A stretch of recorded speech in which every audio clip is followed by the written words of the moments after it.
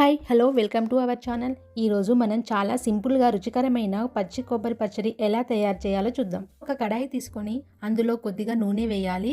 ఇప్పుడు పోపు దినుసులు మినపప్పు, శనగపప్పు, ఆవాలు, జీలకర్ర వేసి వేయించాలి. అవి స్వల్పంగా వేగిన తర్వాత ఎండుమిర్చి వేసుకోవాలి. తర్వాత పచ్చిమిర్చి వేసి కలపాలి. 2 నిమిషాల తర్వాత కరివేపాకు వేసి కలుపుకోవాలి. 5-6 వెల్లుల్లి రెప్పలు వేసి కూడా కలుపుకోవాలి. తర్వాత ఫ్రెష్గా ఉన్న పచ్చి కొబ్బరి చిన్న చిన్నగా ముక్కలుగా కట్ చేసి వేయాలి.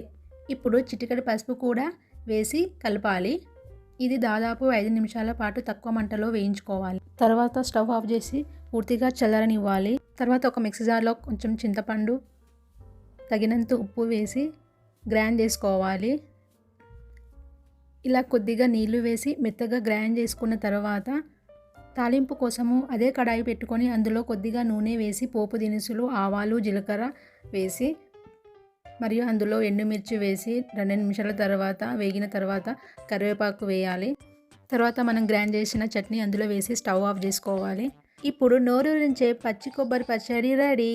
ఈ రెసిపీ మీకు నచ్చితే లైక్ చేయండి, మీ ఫ్రెండ్స్కి షేర్ చేయండి. ఇలాంటి మరిన్ని వీడియో కోసం నా ఛానల్ని సబ్స్క్రైబ్ చేసుకోండి. Thank you for the watching.